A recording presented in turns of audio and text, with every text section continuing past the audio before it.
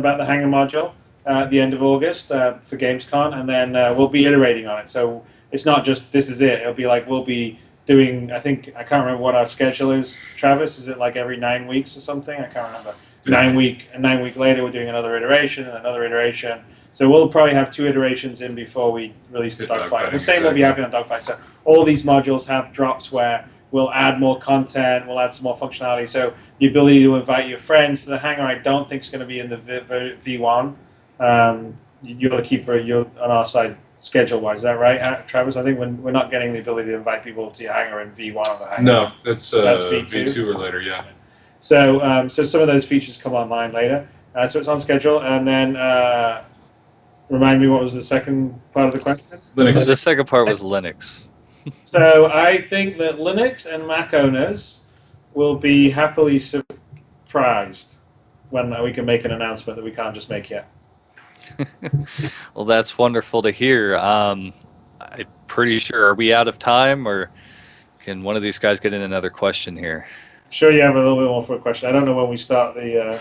yeah, we got a little bit more. A few more. Got a little bit more. Okay, so I know it's been beaten to death, and maybe this is your time that you can finally kill it, because we're all tired of hearing about it.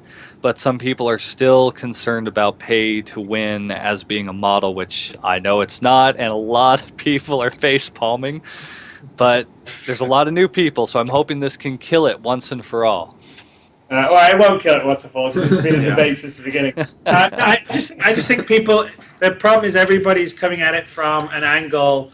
Like, yes, I get like World of Tanks or I get League of Legends where you can have arguments about pay to win because the only thing you can do in that game is you get into basically head-to-head matches competitively and there is one winner. But that's not really Star Citizen. Star Citizen is an open sandbox, and there's like, what's your definition of winning? Some person, it will be like, okay, I'm going to be the best, dogfighter. The other guy's like, I'm the best, explorer. Someone's else like, oh, like, I want to be the best, long distance, cargo hauler. I mean, there's all these different angles. It's just like, in the real world, what's your definition of a winner, right? I mean, you can have a whole bunch of different definitions of someone that's like successful or a winner. And I think that's partly one of the reasons why I think it's a kind of really silly thing. It's like I saw this whole thing where everyone's like, oh, the 350 hours limited, and let's pay to win because I won't be able to get that in the game. Well, that doesn't, first of all, it is going to be available in the game. But second of all, like, that's actually, the 350 hour isn't like necessarily your best dogfighting. I mean, yes, it may be great for like going really fast, but going against another ship, it could potentially lose because it may not match up well. I mean, it's completely rock, paper, scissors. It's also got to do with how good of a pilot you are. And so generally, what I hear when people complain about, I mean, my definition of pay to win, which I know isn't everyone else's, but my definition of pay to win, and the thing I don't like, is when I play a game and I can only ever get that item by paying money. Right? And the game sort of figures out a way to force me into a situation where I've got to pay money to get something. So as long as I can earn all the items in the game by just playing it, and I can, get something like basically paid for convenience, which is essentially, hey, I don't have 30 hours a week or 40 hours a week to be playing this game, and but I really want to be flying a Constellation this weekend because I want to pimp out in style. Well, that for me is paid convenience if the guy that spends 30 or 40 hours can earn it for free himself.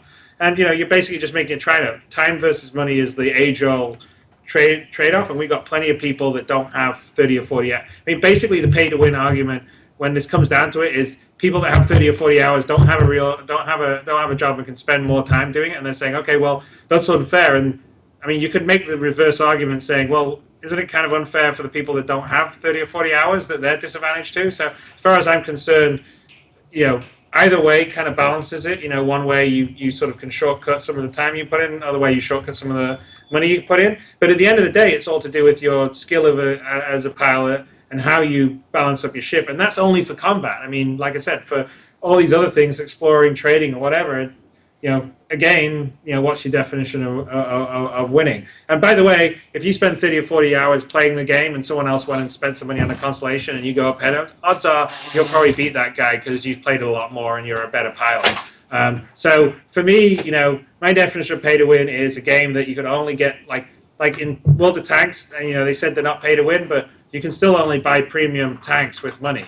And premium tanks give you a faster experience gain. And the experience gain gives you an advantage in combat. So you're actually getting an advantage for something you'd pay for. Whereas and you can't get that premium tank by earning it in the game.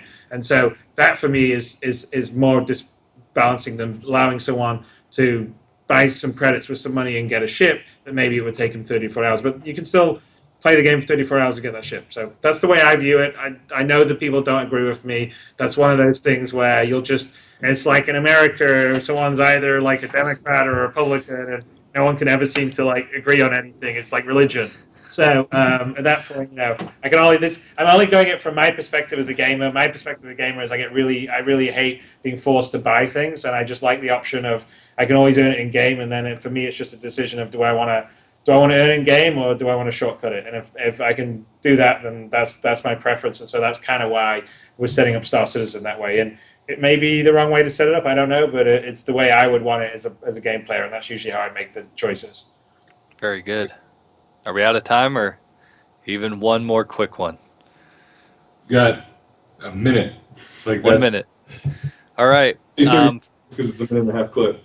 All right. So I know that we can set and or reduce power to shields. Could we adjust it to front to rear, 50-50 ratio, 60-50 ratio, or full back front?